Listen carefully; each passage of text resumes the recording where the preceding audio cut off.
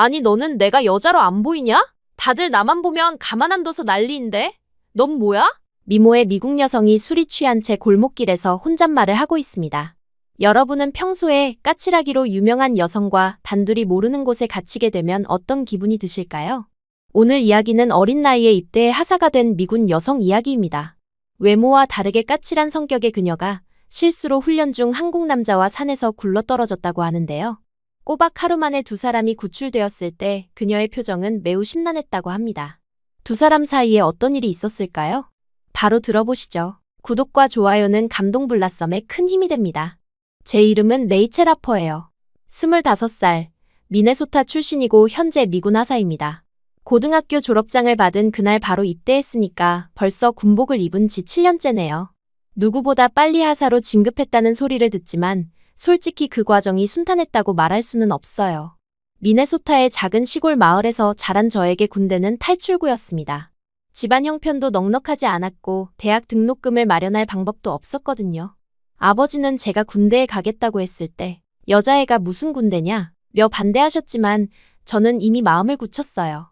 그때는 단순히 학비 지원 때문이었는데 지금 생각해보면 어딘가에 소속되고 싶었던 것 같습니다. 입대 첫날부터 현실은 달랐어요.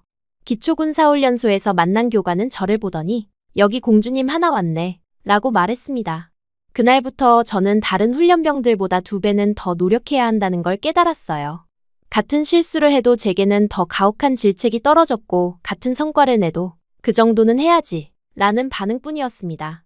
특히 기억에 남는 건 첫 번째 부대 배치 때였어요. 텍사스의 한 보병부대였는데 저보다 나이 많은 일병들이 노골적으로 저를 무시했습니다. 하사님께서 이런 것도 못하세요? 라며 비웃는 일이 일상이었어요. 저는 그들 앞에서 울 수도 없었고 화낼 수도 없었습니다.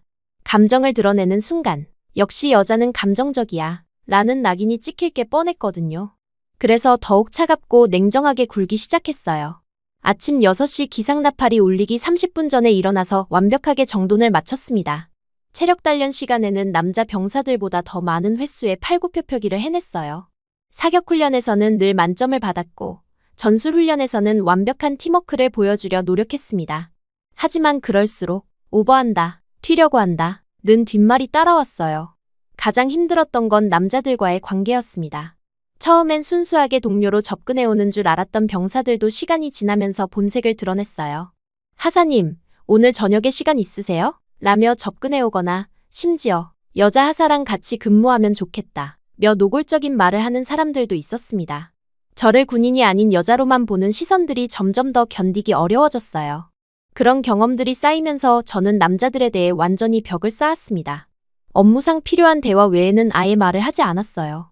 사적인 모임도 철저히 피했고 혼자 지내는 시간이 늘어났습니다. 동료들은 저를 얼음여왕이라고 불렀지만 그게 오히려 편했어요. 적어도 함부로 대하지는 못할 테니까요.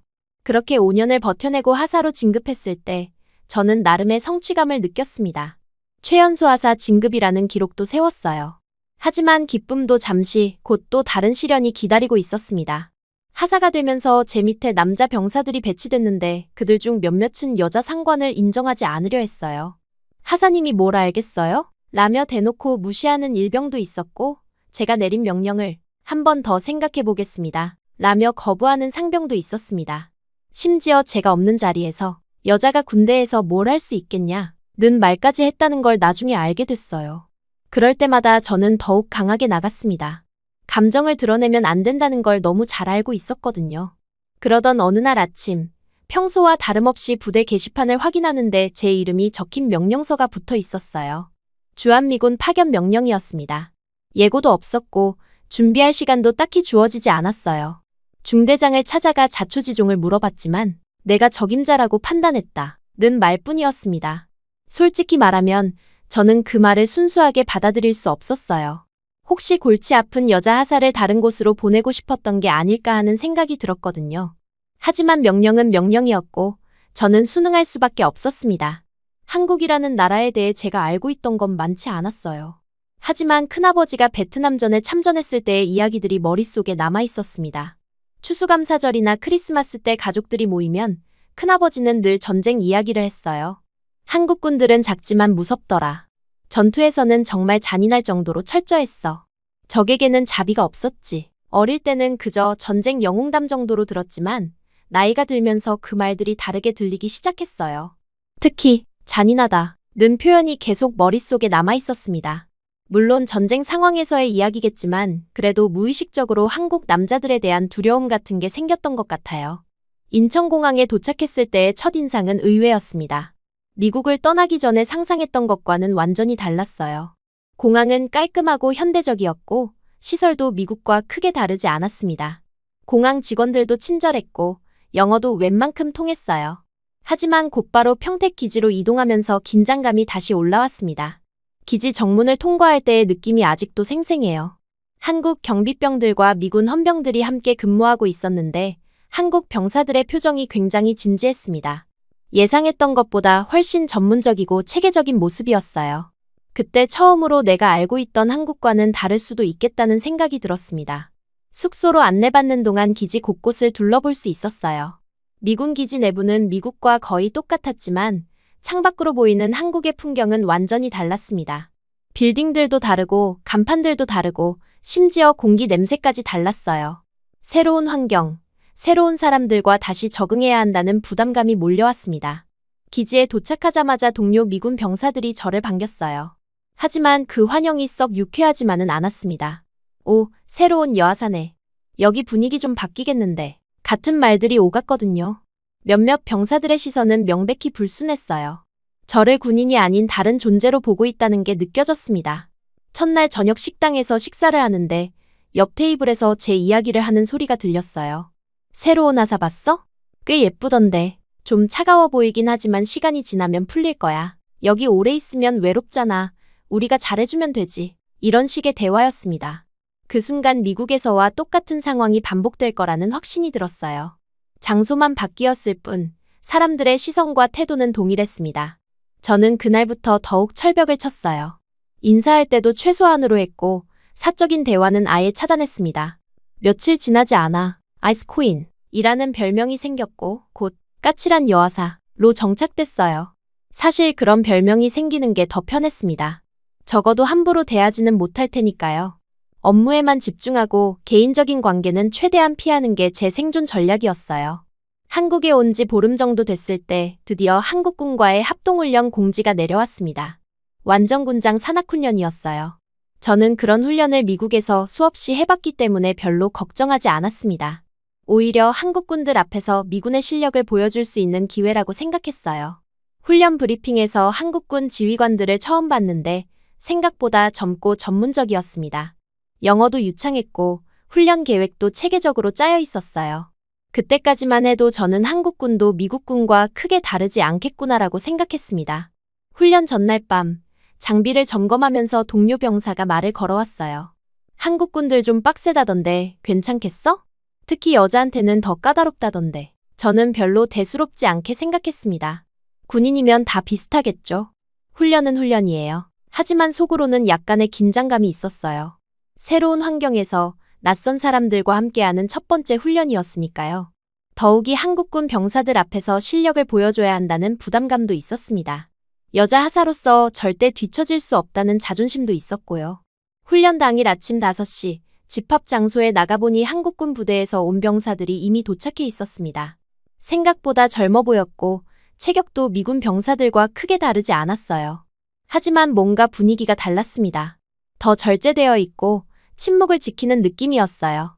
인사를 나누는 과정에서도 그들은 필요한 말만 주고받았습니다. 미군 병사들처럼 농담을 하거나 웃고 떠드는 모습은 보이지 않았어요. 오히려 좀 더 진지하고 집중된 분위기였습니다. 그때 처음으로 이 사람들은 정말 다르구나라는 생각이 들었어요. 산 입구에서 출발할 때만 해도 날씨는 맑았습니다. 10월 말 한국의 가을 날씨는 미네소타와 비슷했어요. 완전군장에 20kg가 넘는 배낭을 메고 시작한 행군은 처음엔 순조로웠습니다. 저도 페이스를 맞춰가며 별 문제 없이 따라갔어요. 한국군 병사들의 행군 속도가 생각보다 빨랐지만 그 정도는 충분히 따라갈 수 있었습니다. 오히려 미군 병사들 중에서는 제가 가장 앞쪽에서 걷고 있었어요. 그때까지만 해도 저는 나름 만족스러웠습니다. 역시 내가 이런 훈련에는 자신 있지라는 생각이 들었거든요. 하지만 중턱쯤 올라갔을 때 갑자기 하늘이 어두워지기 시작했어요. 아침에는 맑았던 하늘에 구름이 몰려오더니 금세 비가 내리기 시작했습니다. 처음엔 이슬비 정도였는데 점점 거세져서 폭우가 됐어요. 문제는 제가 판초우이를 제대로 준비하지 못했다는 거였습니다. 한국의 날씨를 과소평가했던 거죠.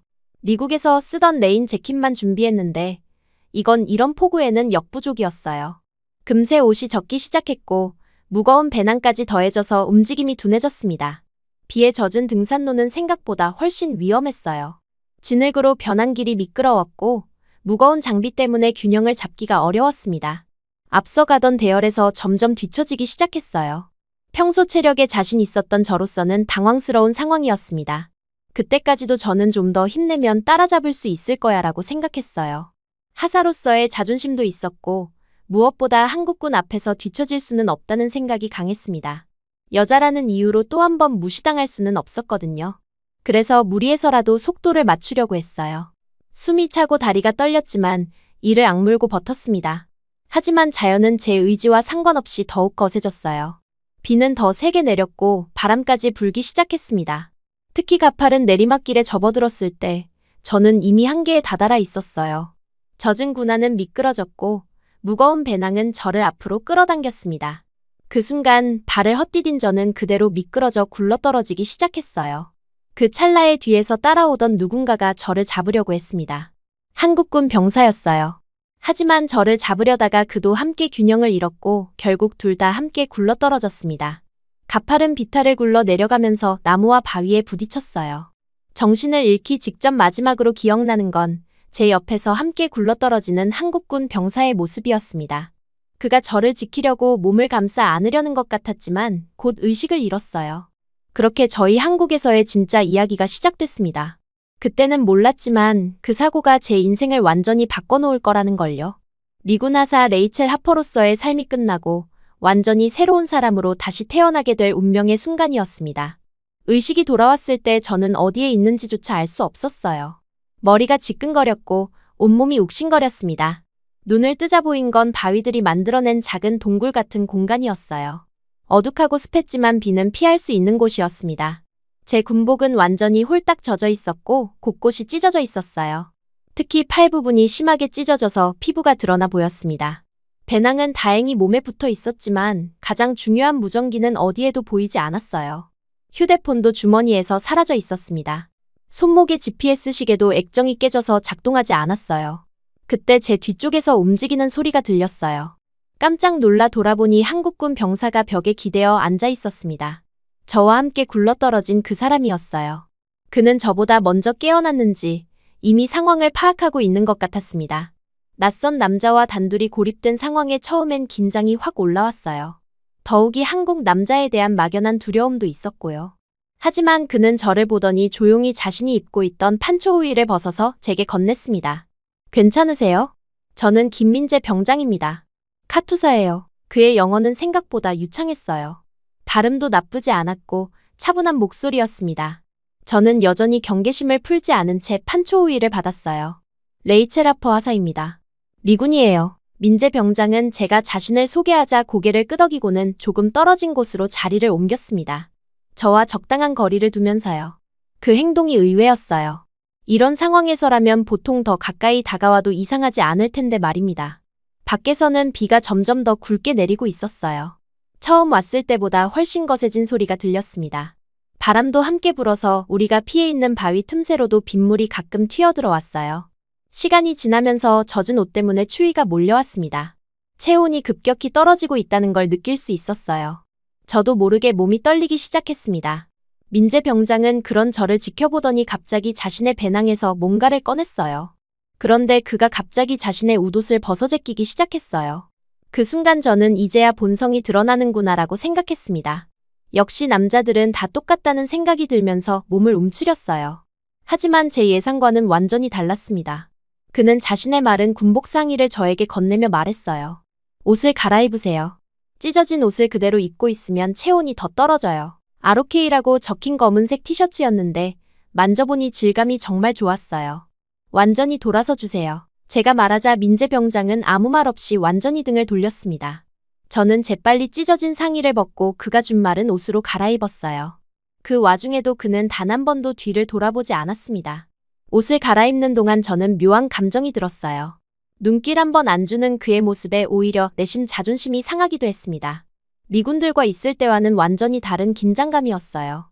그들은 항상 저를 의식하고 있다는 걸 노골적으로 드러냈는데 이 사람은 정반대였습니다. 더욱 이상한 건 계급 관계였어요. 저는 하사고 그는 병장, 게다가 이제 곧 전역을 앞둔 거의 일반인이나 다름없는 사람이었습니다. 분명 저보다 훨씬 낮은 계급인데 뭔지 모르는 무게감이 느껴졌어요. 그의 침착하고 안정된 모습에서 말이에요. 시간이 조금 더 흘러가자 저는 배가 급격하게 고파졌어요. 아침 일찍 출발해서 제대로 된 식사를 못했는데 이런 상황까지 겹치니까 몸이 힘들어지기 시작했습니다. 젖은 몸 때문에 추위도 계속 느껴졌어요. 굴러떨어지면서 저도 민재 병장도 어느 정도 다친 상태였어요. 저는 다리에 타박상이 있었고 그도 팔을 조금 다친 것 같았습니다. 두 사람 다 자유롭게 움직이기는 어려운 상황이었어요. 게다가 비는 계속 내리고 있었고 밖은 점점 어두워지고 있었습니다. 그때 민재 병장이 밖의 상황을 확인하러 판초우위를 입고 나가더니 잠시 후 돌아왔어요. 인기척은 없어요. 아직 수색대가 오지 않은 것 같아요. 그가 밖에 나간 사이 저는 아까 그가 건넨 전투식량이 생각났어요. 처음에는 거절했지만 이제는 정말 배가 고팠습니다. 몰래 포장을 뜯어서 한 입 먹어봤는데 정말 깜짝 놀랐어요. 밥이 이렇게 맛있는 건가 싶을 정도로 맛있었습니다. 미군 MRE와는 차원이 다른 맛이었어요. 밥도 부드럽고 촉촉했고 반찬들도 집에서 먹는 음식 같았습니다. 생각보다 훨씬 맛있어서 계속 먹게 됐어요. 그런데 갑자기 민재 병장이 웃으면서 들어왔어요. 제가 전투식량을 먹고 있는 걸 본 거죠. 부끄러워서 어쩔 줄 모르고 있는데 그는 전혀 문제없다는 듯이 작은 봉지를 하나 더 꺼내서 건넸어요. 이것도 써보세요. 맛다시라고 해요. 넣어서 먹으면 엄청 맛있어요. 한국어로 맛다시라고 하는 조미료였습니다. 처음 보는 거였지만 그가 추천하는 대로 조금 넣어서 먹어봤어요. 그 순간 정말 충격이었습니다. 이미 맛있었던 음식이 완전히 다른 차원의 맛으로 변했어요. 감칠맛이 폭발하면서 입안 가득 행복한 맛이 퍼졌습니다. 이런 맛은 처음이었어요. 그렇게 몇 시간이 지났을까요? 밖은 완전히 어두워졌고 다행히 비가 조금씩 잦아들기 시작했어요. 그때 멀리서 희미한 불빛이 보이기 시작했습니다. 손전등 불빛이었어요. 저는 급하게 뭔가 표시를 낼 수 있는 도구를 찾았지만 아무것도 없었어요. 무전기도 없고 핸드폰도 없고 호루라기조차 없었습니다. 그런데 민재 병장은 침착하게 자신의 손목 시계를 보더니 뭔가 조작하기 시작했어요. 시계에서 얇은 초록색 불빛이 나오기 시작했습니다. 그는 그 불빛을 계속해서 밖으로 향하게 하며 신호를 보냈어요. 일정한 간격으로 깜빡거리는 불빛이었습니다. 신기하게도 멀리 있던 손전등 불빛들이 점점 우리 쪽으로 모여들기 시작했어요. 민재 병장의 시계 불빛을 보고 방향을 잡은 것 같았습니다. 그렇게 얼마 지나지 않아 수색팀이 우리를 발견했어요. 이 모든 상황이 정말 충격적이었습니다. 한국군의 체계적인 수색 방식, 민재 병장의 침착한 대응, 그리고 구조 작업의 전문성까지. 수색팀도 전부 한국 군인들이었는데 그들의 효율적인 움직임이 인상적이었어요. 그날 밤의 경험은 제게 많은 것을 깨닫게 해줬습니다.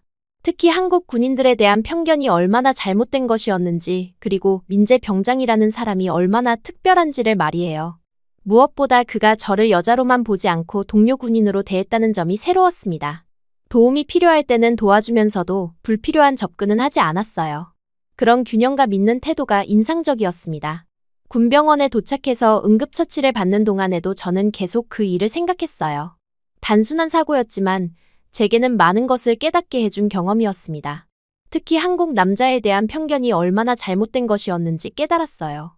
의사가 검진을 마치고 경미한 타박상 외에는 문제없다 고 했을 때 저는 안도의 한숨을 쉬었습니다. 하지만 동시에 민재 병장은 어떻게 됐을까 하는 궁금함도 들었어요. 병원 복도를 걸으면서 저는 어제까지의 제가 얼마나 편견에 사로잡혀 있었는지 반성하게 됐습니다. 그리고 앞으로 한국에서의 생활이 제 예상과는 다를 수도 있겠다는 생각이 들었어요. 무엇보다 민재 병장에게 제대로 감사 인사를 전하지 못한 게 마음에 걸렸습니다. 그가 아니었다면 저는 정말 위험한 상황에 처했을 수도 있었거든요. 언젠가 다시 만나게 된다면 꼭 고마움을 표현하고 싶었어요. 그렇게 제 한국에서의 첫 번째 큰 사건이 마무리됐습니다.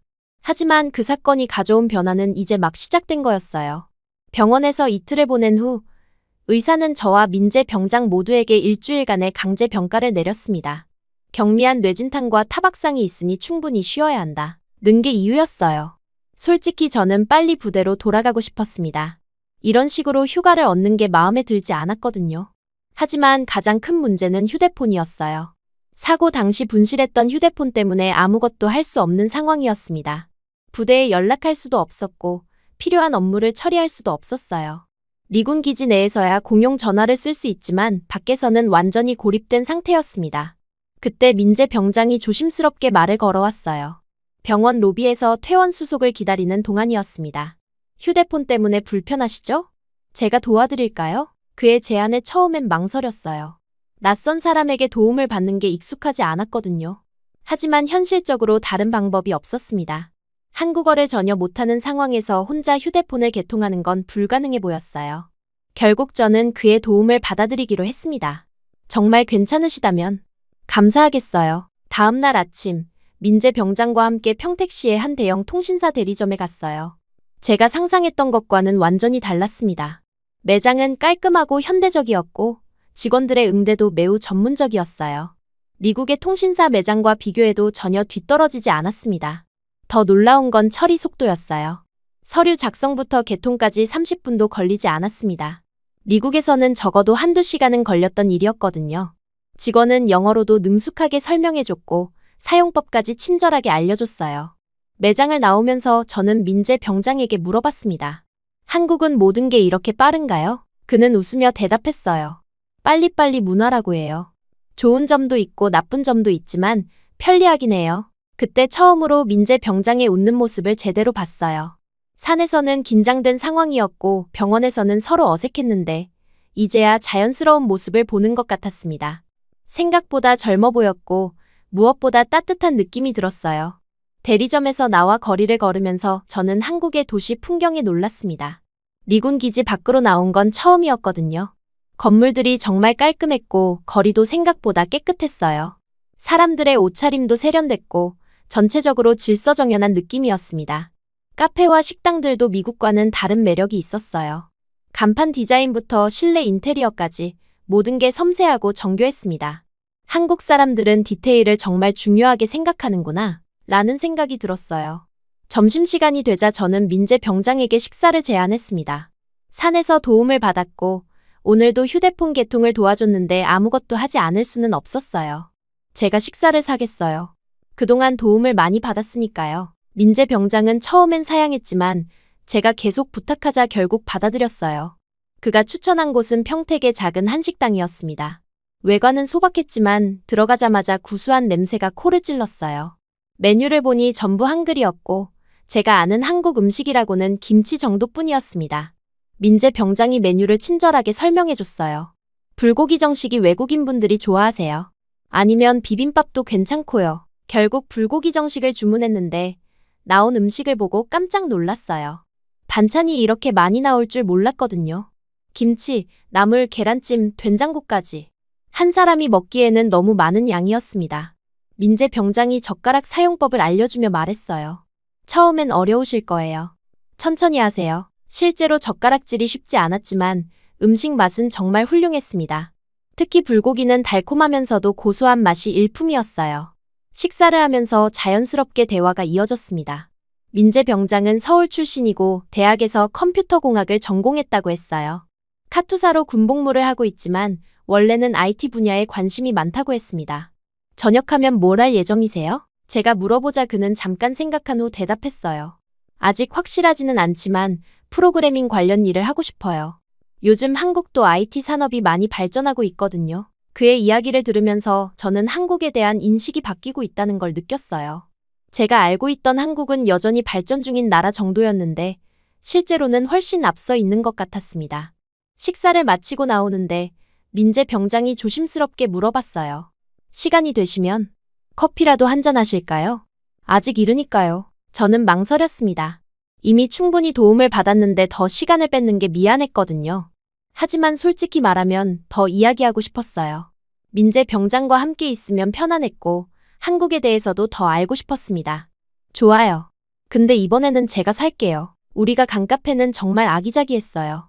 인테리어도 예쁘고 음료 메뉴도 다양했습니다. 저는 아메리카노를 주문했고 민재 병장은 카페라테를 시켰어요. 의외로 커피 맛도 훌륭했습니다.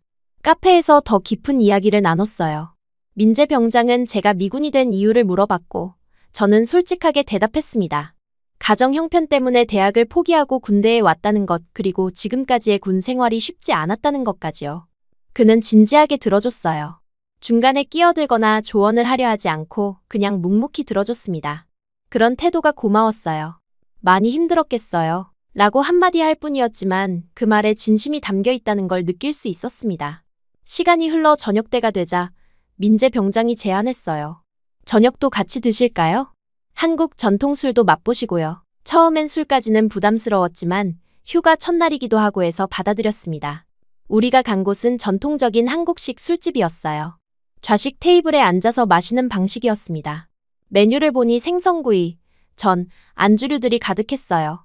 민재 병장이 주문을 도와줬고 우리는 막걸리와 소주를 시켰습니다. 처음 마셔본 막걸리는 독특했어요. 달콤하면서도 시큼한 맛이 났고 알코올 도수도 생각보다 낮았습니다. 소주는 좀 더 독했지만 깔끔한 뒷맛이 인상적이었어요. 술이 들어가면서 대화도 더 자연스러워졌습니다. 민재 병장은 자신의 가족 이야기도 해줬어요. 부모님이 작은 가게를 운영하신다는 것, 여동생이 대학생이라는 것 등등. 평범한 중산층 가정의 모습이었습니다. 저도 제 가족 이야기를 했어요. 미네소타의 작은 농장에서 자란 이야기, 아버지가 반대했던 입대 이야기까지. 평소에는 절대 하지 않을 이야기들을 자연스럽게 털어놓고 있었습니다. 몇 잔 더 마시자 분위기가 한층 부드러워졌어요. 하지만 민재 병장은 끝까지 선을 지켰습니다. 술에 취해서도 과한 행동을 하지 않았고 저를 불편하게 만드는 말도 하지 않았어요. 오히려 제가 더 적극적이 되었습니다. 왜 이렇게 신사적이세요? 술도 마셨는데. 그렇게 물어보자 그는 웃으며 대답했어요. 원래 그런 성격이에요. 그리고 하사님은 존경받아야 할 분이잖아요. 그 말을 듣는 순간 제 마음에 이상한 감정이 들었어요. 그동안 만났던 남자들과는 완전히 다른 태도였습니다. 저를 여자로만 보지 않고 군인으로서 존중해주는 모습이 새로웠어요. 동시에 묘한 아쉬움도 들었습니다. 나를 여자로는 안 보는 건가? 라는 생각이 스쳐 지나갔어요. 그런 제 마음을 들킨 것 같아서 얼굴이 빨개졌습니다. 술집에서 나와 택시를 타고 기지 근처까지 왔을 때 저는 아쉬웠어요. 정말 즐거운 시간이었거든요. 오랜만에 편안하게 웃고 이야기할 수 있었습니다. 택시에서 내리기 전에 민재 병장이 말했어요. 오늘 정말 즐거웠어요. 언제든 도움이 필요하시면 연락 주세요. 그리고는 자신의 전화번호를 알려줬습니다. 그날 밤 숙소에 돌아와서도 계속 민재 병장 생각이 났어요. 그의 웃는 모습, 배려 깊은 행동들, 그리고 저를 대하는 따뜻한 태도까지. 이런 감정이 드는 게 얼마만인지 모르겠었습니다. 다음 날 아침, 저는 민재 병장에게 문자를 보냈어요. 어제 정말 고마웠어요. 오늘도 시간 되시나요? 보내고 나서 후회했습니다. 너무 적극적이었나 싶어서요. 하지만 금세 답장이 왔어요. 저도 즐거웠어요. 오늘은 서울 구경 어떠세요? 그 메시지를 보고 저는 가슴이 뛰었습니다. 이런 설렘이 얼마만인지. 그렇게 우리는 서울로 향했어요. KTX라는 고속철도를 타고 가는데 속도가 정말 빨랐습니다. 1시간도 안 되어 서울에 도착했어요. 미국에서는 상상할 수 없는 속도였습니다. 서울역에 내리자마자 저는 압도됐어요. 사람들도 많고 건물들도 높고 모든 게 역동적이었습니다. 민재 병장이 제 손을 살짝 잡고 말했어요.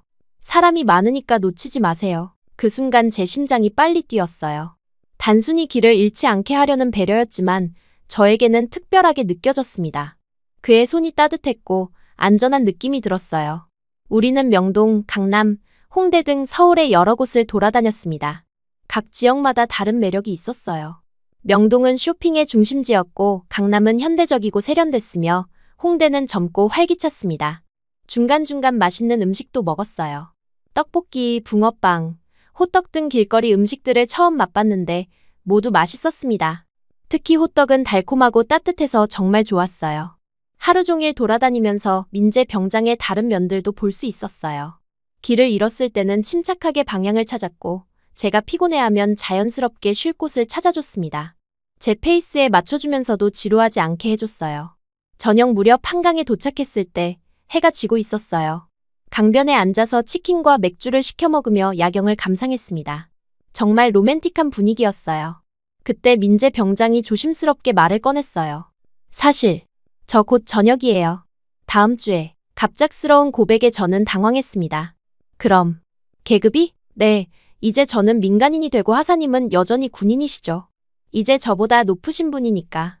누나라고 불러야 하나요? 그가 장난스럽게 말하자 저는 웃었어요. 민간인이 되면 계급은 상관없잖아요. 제가 그렇게 말하자 그는 진지한 표정이 됐어요. 그럼, 레이첼이라고 불러도 될까요? 제 이름을 부르는 그의 목소리가 특별하게 들렸어요. 그 순간 분위기가 묘해졌습니다. 한강의 야경을 배경으로 우리는 서로를 바라봤어요. 그리고 자연스럽게 키스가 이어졌습니다. 부드럽고 따뜻한 키스였어요. 짧은 순간이었지만 제 마음에 큰 파장을 일으켰습니다. 키스가 끝나고 우리는 잠시 침묵했어요. 민재가 먼저 말을 꺼냈습니다. 죄송해요. 너무 갑작스러웠나요? 저는 고개를 저었어요. 아니에요. 좋았어요. 그날 밤 기지로 돌아오면서 저는 완전히 다른 사람이 된 기분이었어요. 가슴이 계속 뛰었고 민재 생각으로 머릿속이 가득했습니다. 이런 감정이 사랑인지는 확실하지 않았지만 분명한 건 그를 다시 보고 싶다는 거였어요. 휴가가 끝나고 부대로 복귀한 첫날, 저는 뭔가 이상한 분위기를 느꼈어요. 평소와 달리 동료들의 인사가 어색했고 제가 지나갈 때 수군거리는 소리가 들렸습니다. 처음에는 단순히 휴가 후 적응 문제라고 생각했지만 곧 그게 아니라는 걸 알게 됐어요. 점심시간에 식당에서 우연히 들은 대화가 시작이었습니다. 얼음 여왕이 녹았나 봐. 한국 남자랑 데이트했다며? 같은 말들이 제 귀에 들렸어요. 그 순간 제 얼굴이 화끈거렸습니다. 누군가 저를 봤나 보더군요. 더 충격적인 건 그들이 제 앞에서도 대놓고 농담을 하기 시작했다는 거였어요. 하사님, 휴가 잘 보내셨나요?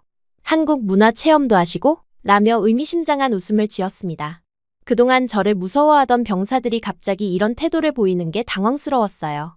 첫 번째 큰 충격은 훈련 지시를 했을 때였습니다.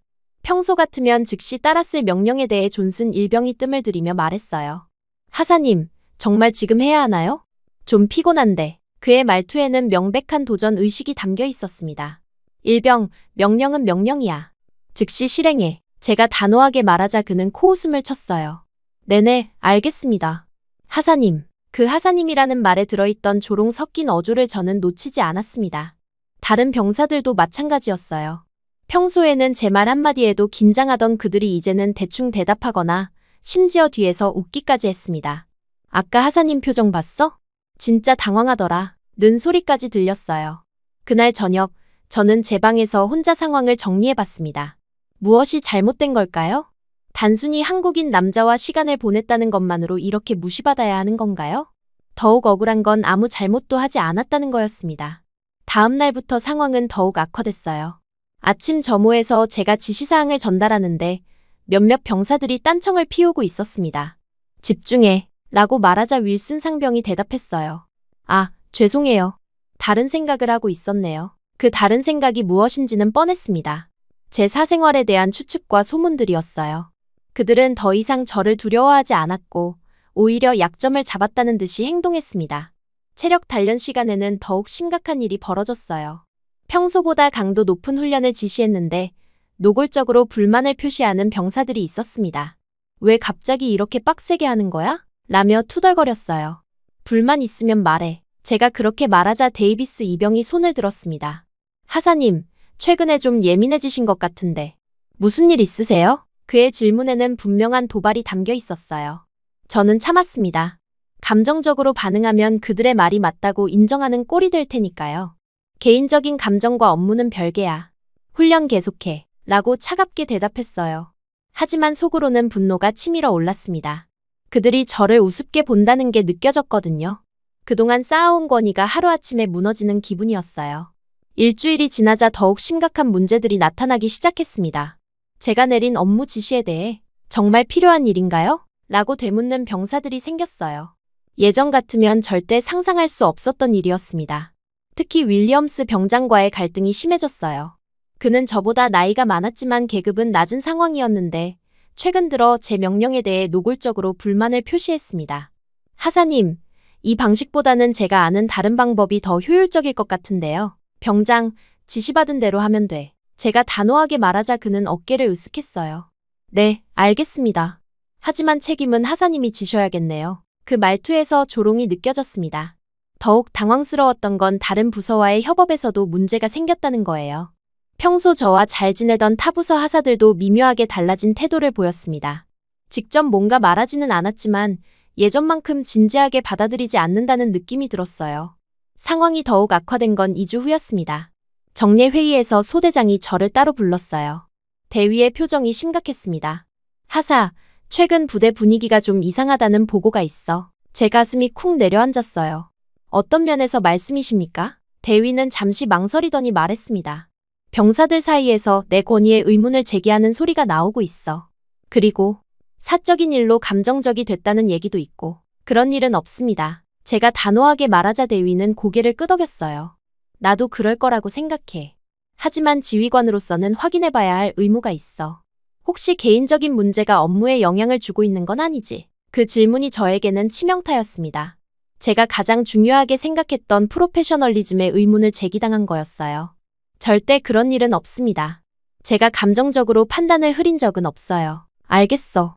하지만 앞으로 더 주의해야 할 것 같아. 특히 병사들 관리 부분에서. 대위의 말은 사실상 경고였습니다. 제 리더십에 문제가 있다는 뜻이었어요. 그날 밤 저는 잠을 이룰 수 없었습니다. 7년 동안 쌓아온 제 커리어가 흔들리고 있다는 생각에 두려웠어요. 더욱 화가 났던 건 이 모든 일의 시작이 단순히 한국인 남자와 시간을 보냈다는 것뿐이라는 거였습니다. 다음 날부터 저는 더욱 엄격해졌어요. 사소한 실수도 용납하지 않았고 규정을 철저히 지키도록 했습니다. 하지만 그럴수록 병사들의 반발은 더 거세졌어요. 하사님 요즘 너무 빡빡하지 않아요? 라는 말이 공공연하게 나왔고 심지어 예전이 나았다 는 소리까지 들렸습니다. 그 말이 가장 상처였어요. 예전에 차가운 저를 그리워한다는 뜻이었으니까요. 한 달이 지나자 상황은 더욱 심각해졌어요. 제가 내린 지시에 대해 재검토가 필요하다 며 상부에 건의하는 병사까지 나타났습니다. 이전 같으면 상상도 할 수 없는 일이었어요. 마침내 터질 일이 터졌습니다. 분대장 회의에서 중대장이 저에게 직접적인 질문을 던진 거예요. 하사, 최근 리더십에 문제가 있다는 보고가 계속 올라오고 있어. 감정적으로 통제가 안 되는 리더가 과연 적합한가 하는 의구심도 있고. 그 말을 듣는 순간 저는 머릿속이 하얘졌어요. 제가 가장 자신 있어 했던 부분을 정면으로 공격당한 기분이었습니다. 중대장님, 저는 항상 감정을 통제하며 업무에 임해왔습니다. 그런데 왜 병사들이 내 권위에 의문을 제기하고 있지? 그리고 최근 들어 과도하게 엄격해졌다는 말도 있어. 중대장의 목소리에는 실망감이 묻어 있었어요. 더 나은 부대를 만들기 위해서입니다. 제가 그렇게 대답하자 중대장은 고개를 저었어요. 하사, 리더십이라는 건 단순히 엄격함으로 만들어지는 게 아니야. 신뢰와 존경을 바탕으로 해야 해. 그 말이 제 가슴을 찔렀습니다. 제가 지금까지 믿어온 리더십 방식에 대한 근본적인 의문이 들었어요. 정말 저는 신뢰와 존경을 받는 리더였을까요?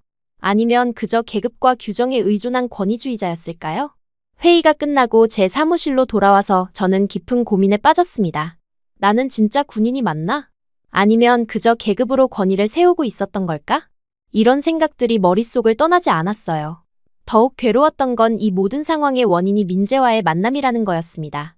그와 함께했던 시간들은 정말 행복했는데 그것이 제 커리어를 망치고 있다는 생각에 혼란스러웠어요. 그날 저녁, 저는 민재에게 연락을 했습니다. 그동안 부대 상황 때문에 제대로 연락하지 못했는데 더 이상 혼자서는 견딜 수 없었어요. 시간 괜찮으시면 만날 수 있을까요? 상담하고 싶은 일이 있어서요. 민재는 즉시 만나자고 했습니다. 우리는 기지 근처의 조용한 카페에서 만났어요. 제 표정을 본 민재가 걱정스럽게 물어봤습니다. 무슨 일이세요? 많이 힘들어 보이시는데. 저는 그동안 겪었던 모든 일들을 털어놓았어요. 동료들의 조롱, 무너진 권위, 상관들의 질책까지. 말하는 동안 눈물이 날 것 같았지만 참았습니다. 군인이 이런 모습을 보여서는 안 된다고 생각했거든요. 민재는 조용히 들어준 후 말했어요. 정말 힘드셨겠어요. 하지만 레이첼 씨가 잘못한 건 하나도 없어요. 그의 말에 저는 고개를 저었습니다. 아니에요. 제가 감정적이 됐나 봐요. 프로답지 못했어요. 그게 아니에요. 민재가 제 손을 잡으며 말했습니다. 레이첼 씨는 사람이에요. 사람으로서 행복할 권리가 있어요. 그런데 왜 군복 때문에 그 권리를 포기해야 해요? 그 말이 제 마음을 울렸어요. 지금까지 저는 군인이기 전에 사람이라는 걸 잊고 살았던 것 같았습니다. 하지만 제 커리어보다 중요한 게 있어요. 레이첼 씨 자신이요. 민재는 계속해서 말했어요. 군복을 벗어도 당신은 강한 사람이에요. 제가 산에서 본 레이첼 씨는 계급 때문에 강한 게 아니었어요.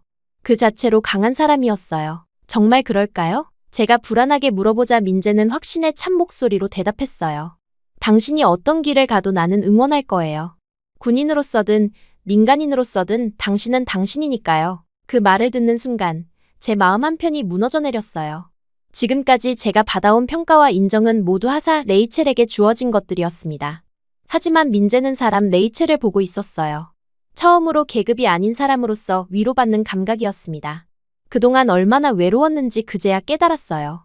군복 속에 숨어서 진짜 저는 어디에 있었던 걸까요? 카페를 나와 기지로 돌아가는 길에 저는 많은 생각을 했습니다.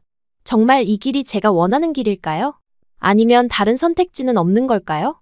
그런 질문들이 머릿속을 맴돌았어요. 그날 밤 숙소에 돌아와서 저는 제 군복을 바라봤습니다. 7년 동안 제 정체성이었던 그 옷이 갑자기 무겁게 느껴졌어요. 과연 이것이 진짜 저일까요?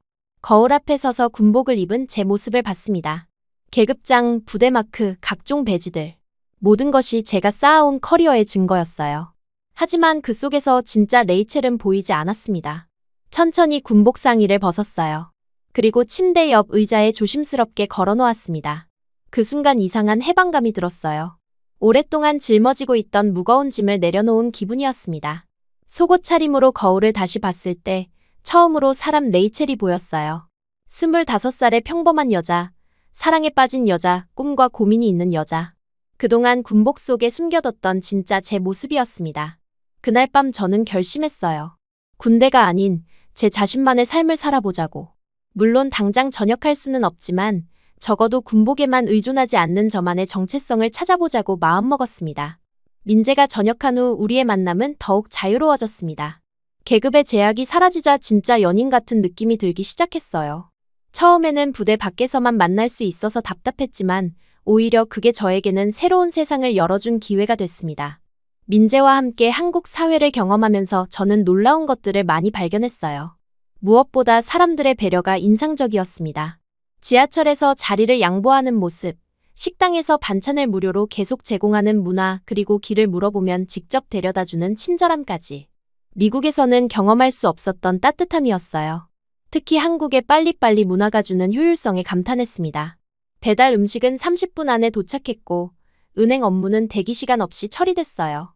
모든 것이 체계적이고 신속했습니다. 동시에 세심한 배려도 잃지 않았어요. 음식점에서는 물과 반찬을 먼저 내어주고 택시 기사분들은 목적지까지 가는 최적의 길을 찾아주셨습니다. 하지만 가장 큰 변화는 제 내면에서 일어났어요.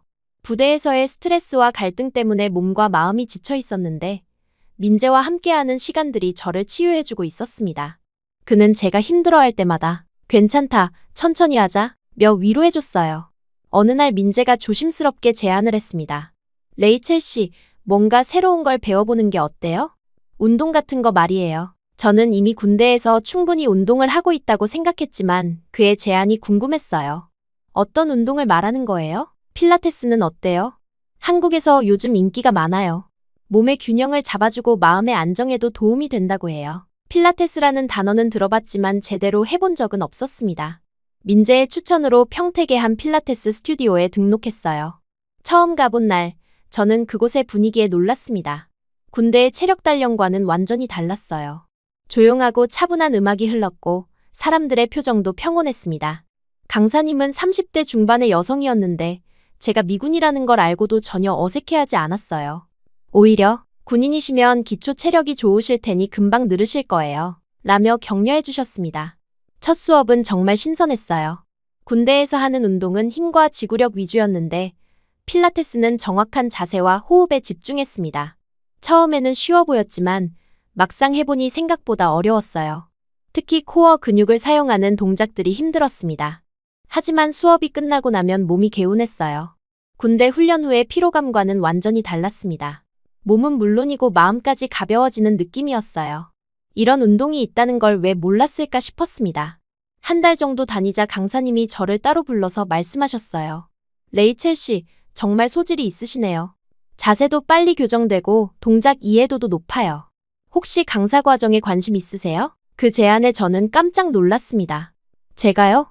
강사를요? 네, 요즘 외국인 강사에 대한 수요가 늘고 있어요. 특히 군 경력이 있으시니까 체계적으로 가르치실 수 있을 것 같아요. 강사님의 말에 저는 새로운 가능성을 봤어요. 그날 저녁 민재에게 그 이야기를 했더니 그는 정말 기뻐했습니다. 정말 좋은 기회네요. 레이첼 씨한테 딱 맞는 것 같아요. 그의 격려가 저에게 용기를 줬어요. 강사 자격증 과정은 생각보다 까다로웠습니다. 해부학, 운동생리학, 필라테스 이론 등 배워야 할 것들이 많았어요. 특히 한국어로 된 전문 용어들이 어려웠습니다. 민재가 옆에서 도와주지 않았다면 포기했을지도 몰라요. 이건 척추 기립근이에요. 이렇게 외우면 돼요. 민재는 저를 위해 용어 정리 노트까지 만들어줬습니다. 해부학 그림도 그려주고 이해하기 쉽게 설명도 해줬어요.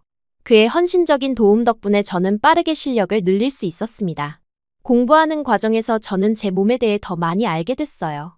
군대에서는 단순히 강해지는 것만 중요했는데 필라테스는 균형과 조화를 추구했습니다. 약한 부분을 강화하고 긴장된 부분을 이완시키는 것이 목표였어요. 무엇보다 마음의 변화가 컸습니다. 부대에서의 스트레스로 항상 긴장되어 있던 제가 점점 평온해졌어요. 필라테스를 하는 시간만큼은 계급도, 갈등도, 걱정도 모두 잊을 수 있었습니다. 6개월의 과정을 마치고 자격증을 취득했을 때 저는 정말 뿌듯했어요. 군대 밖에서 제 능력으로 뭔가를 성취한 것은 처음이었습니다. 그동안 군인 레이첼만 있었는데 이제 필라테스 강사 레이첼도 생긴 거였어요. 첫 수업을 맡게 됐을 때는 정말 떨렸습니다. 학생들 대부분이 저보다 나이가 많은 한국 여성들이었거든요. 처음에는 외국인 강사에 대해 의구심을 가지는 분들도 있었어요. 하지만 수업이 시작되자 분위기가 바뀌었습니다.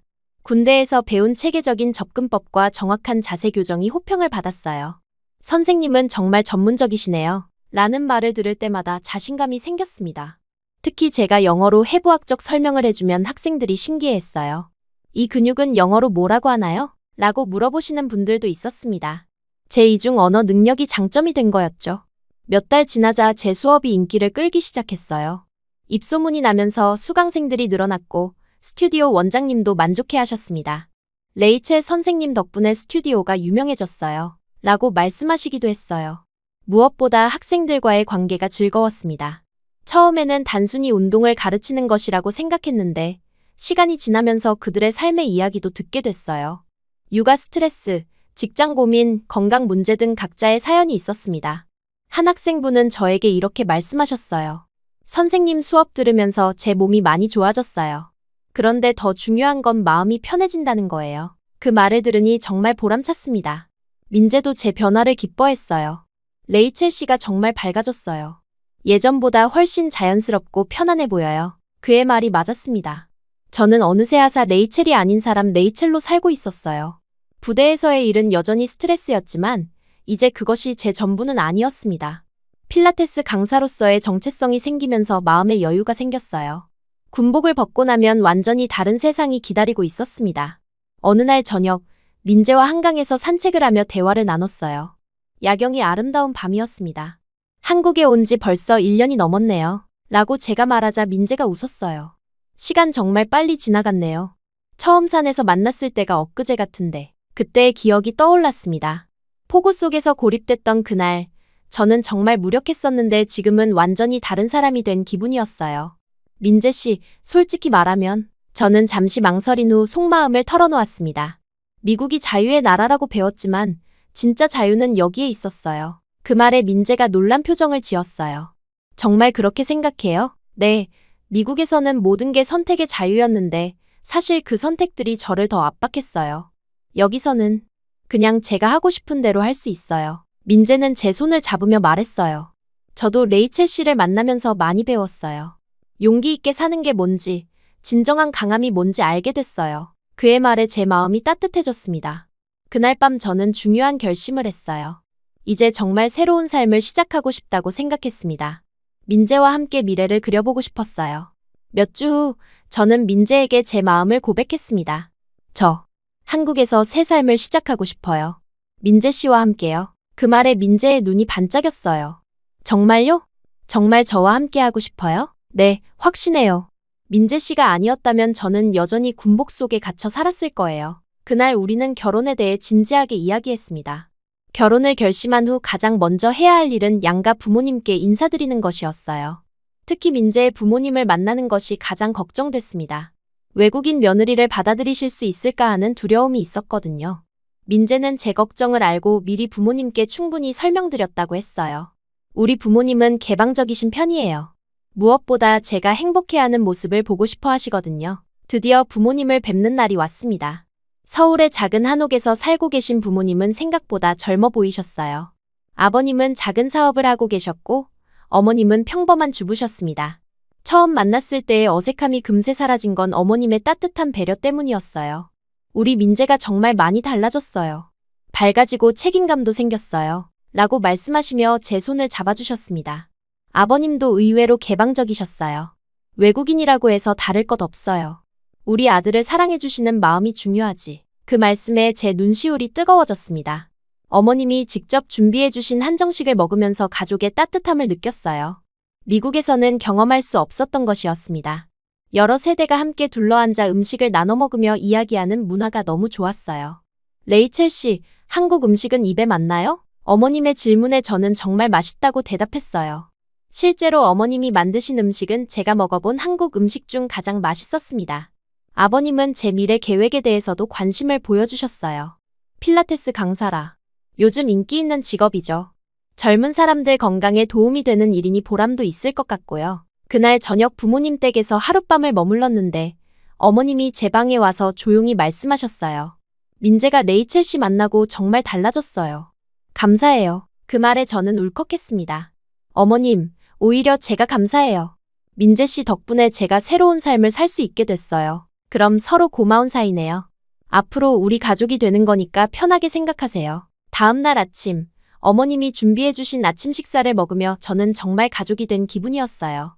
어머님은 제가 좋아할 만한 음식들을 미리 준비해 두셨고, 아버님은 제 한국어 실력을 칭찬해 주셨습니다. 부모님께 인사를 마치고 돌아오는 길에 민재가 말했어요. 부모님이 정말 좋아하시네요. 처음 보는 사람한테 이렇게 따뜻하게 대하시는 건 처음 봐요. 저도 정말 감동받았다고 대답했어요. 이제 제 부모님께도 알려야 할 시간이었습니다. 미네소타의 부모님께 국제전화를 걸어 결혼 계획을 말씀드렸어요. 처음에는 놀라셨지만 제가 행복해한다는 걸 아시고 축하해 주셨습니다. 한국 남자와 결혼한다고. 정말 신중하게 생각한 거니? 아버지의 걱정 섞인 목소리가 들렸어요. 네, 아빠. 정말 좋은 사람이에요. 저를 소중하게 생각해줘요. 어머니는 더 현실적인 질문을 하셨어요. 언어 문제는 괜찮겠니? 문화 차이도 클 텐데. 벌써 1년 넘게 함께 지내면서 많이 적응했어요. 오히려 여기서가 더 편해요. 부모님은 제 목소리에서 확신을 느끼셨는지 결국 축복해 주셨어요. 내가 행복하면 우리도 행복하다. 언젠가 그 남자친구도 만나보고 싶구나. 부모님의 지지를 받으니 마음이 한결 가벼워졌습니다. 결혼 준비가 본격적으로 시작됐어요. 한국식 결혼 문화를 배우는 것도 흥미로웠습니다. 패백, 한보내기, 예복 등 모든 것이 새로웠어요. 민재가 하나하나 설명해주며 함께 준비했습니다. 그런데 결혼 준비가 한창 진행되던 어느 날, 정말 예상치 못한 일이 벌어졌어요. 제가 예전 부대에서 함께 일했던 중대장이 한국을 방문한다는 연락이 온 거였습니다.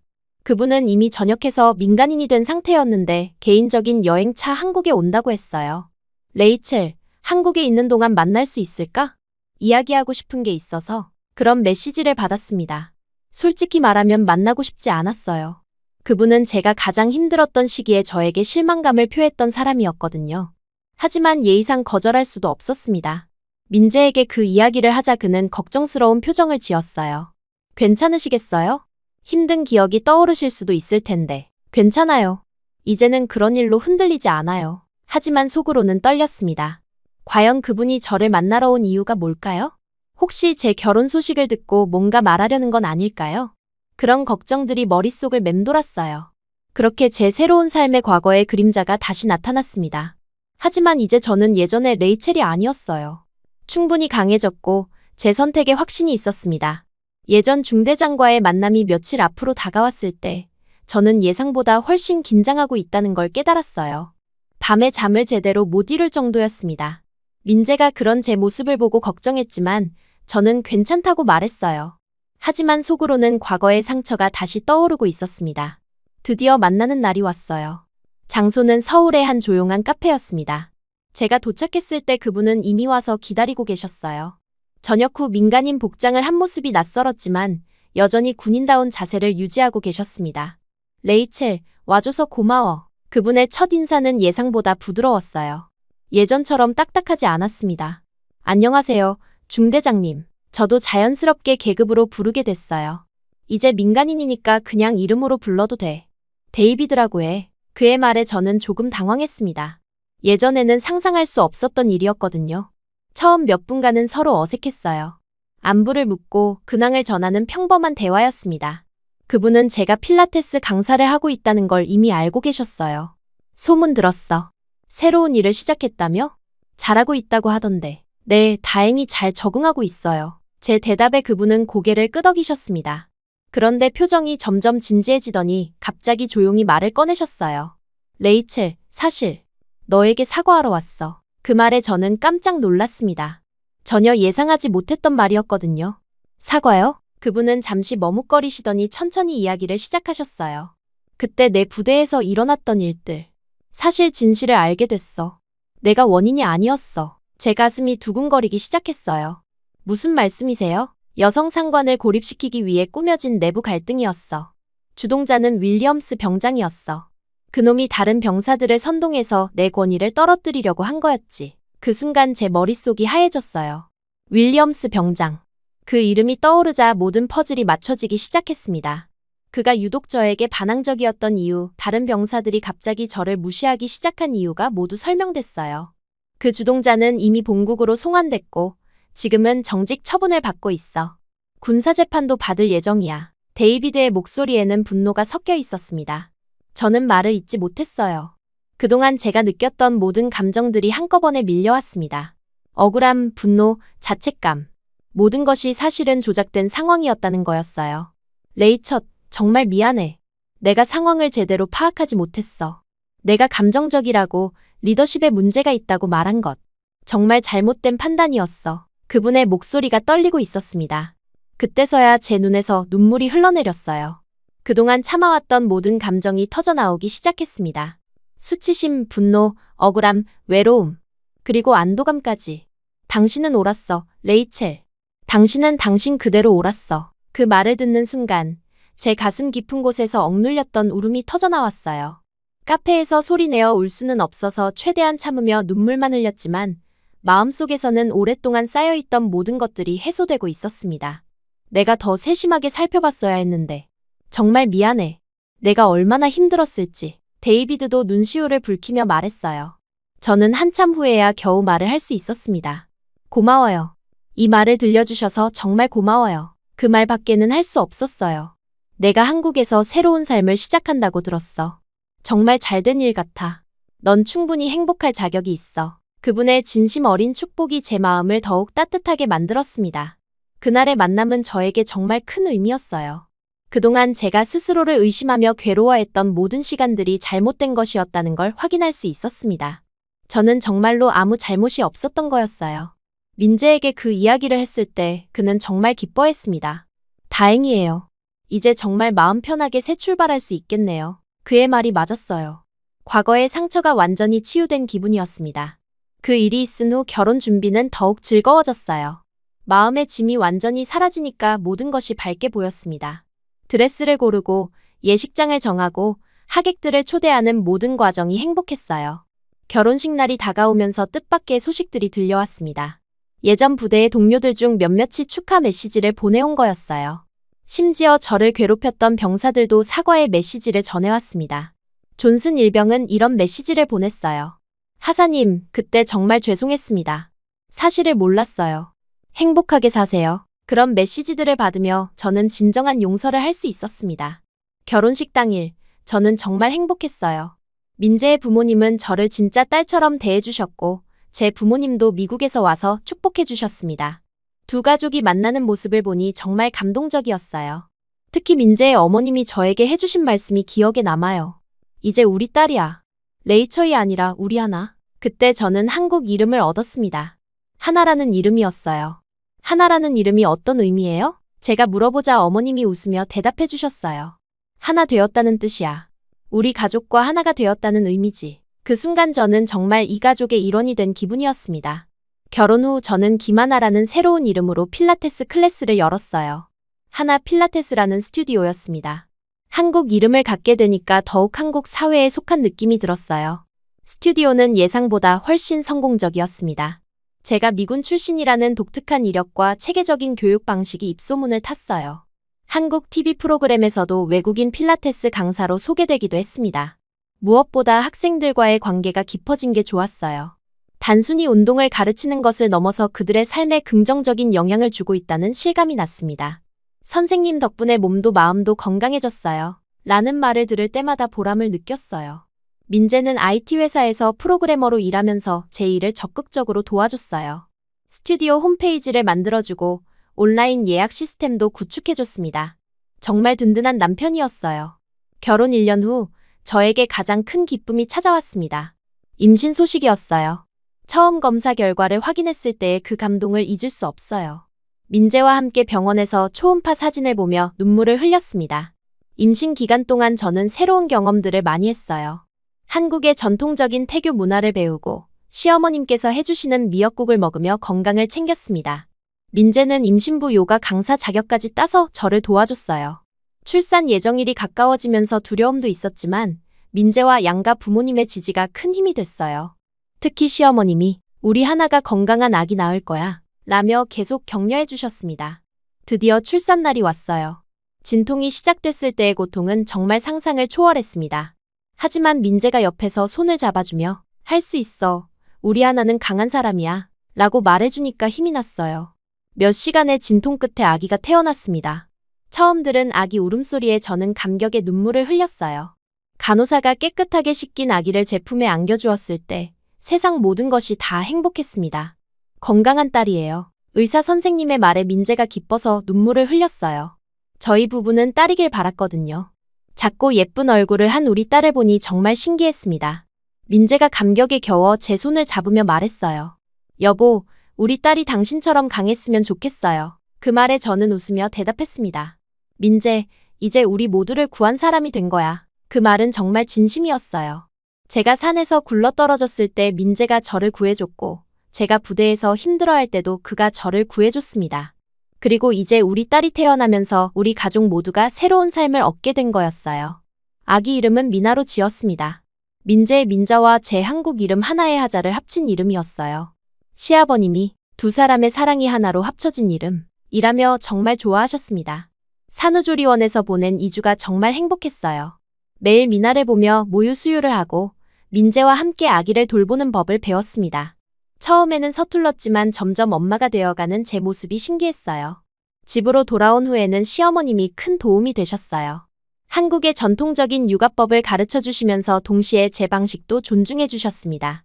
서로 다른 문화의 좋은 점을 합치면 더 좋은 엄마가 될 거야 라고 말씀해 주셨어요. 미나가 생후 3개월이 됐을 때 저는 다시 필라테스 클래스를 시작했어요. 물론 예전만큼 많은 수업은 할 수 없었지만 산후 필라테스라는 새로운 분야를 개척했습니다. 같은 엄마들과 함께하는 수업이라 더욱 의미 있었어요. 수업에 참여하는 엄마들이 저에게 많은 질문을 했어요. 선생님은 어떻게 이렇게 빨리 몸매를 회복하셨어요? 육아와 일을 어떻게 병행하세요? 제가 미군 출신이라는 걸 아는 분들은 군인 출신 엄마의 육아법이 궁금해요. 라고도 했습니다. 그런 질문들에 답하면서 저는 제 과거를 부끄러워하지 않게 됐어요. 오히려 그 경험들이 지금의 저를 만든 소중한 자산이라는 걸 깨달았습니다. 군인 시절의 체력과 정신력이 육아에도 큰 도움이 됐거든요. 미나가 돌이 되던 날, 저희는 큰 잔치를 열었어요. 양가 가족뿐만 아니라 필라테스 학생들, 민재의 직장 동료들까지 많은 분들이 축하해 주셨습니다. 그 자리에서 저는 정말 감사한 마음이 들었어요. 시아버님이 축사에서 이런 말씀을 하셨어요. 하나는 우리 가족에게 정말 큰 선물을 준 사람입니다. 민재도 변하게 했고 우리에게도 새로운 기쁨을 주었어요. 그리고 이제 예쁜 손녀까지 낳아줬네요. 그 말을 들으며 저는 제 인생을 돌이켜봤어요. 미네소타의 작은 마을에서 태어나 군인이 됐고 한국에 와서 새로운 사랑을 만났습니다. 그리고 이제는 한국에서 진짜 제 이름으로 살아가는 사람이 됐어요. 더 이상 저는 미군 하사 레이첼 하퍼가 아니었습니다. 김하나라는 이름으로 필라테스 강사로, 아내로, 엄마로 살아가는 평범하지만 행복한 사람이 된 거였어요. 미나를 재우며 자장가를 불러주는 저를 보면서 민재가 말했어요. 여보, 정말 많이 변했어요. 처음 만났을 때의 차가운 모습은 온데간데 없네요. 그때의 나도 필요했던 시간이었어. 그래야 지금의 내가 될 수 있었으니까. 그날 밤 잠자리에 들면서 저는 창밖을 바라봤어요. 한국의 밤하늘에는 별이 많이 보였습니다. 미네소타에서 보던 별들과는 또 다른 느낌이었어요. 같은 하늘이지만 완전히 다른 곳에서 완전히 다른 사람으로 살고 있다는 게 신기했습니다. 그리고 깨달았어요. 진정한 자유는 선택의 기회가 많은 곳에 있는 게 아니라 진짜 자신으로 살 수 있는 곳에 있다는 걸. 저는 한국에서 그 자유를 찾았고 이제 제 딸도 그런 자유 속에서 자라나게 될 거였습니다. 미나가 커서 제게 물어볼 때가 올 거예요. 엄마는 어떻게 한국에 오게 됐어? 그때 저는 이 모든 이야기를 들려줄 거예요. 때로는 넘어져야 일어설 수 있다는 것, 진정한 사랑은 서로를 구원한다는 것, 그리고 용기를 내면 새로운 삶을 시작할 수 있다는 것을 말이에요.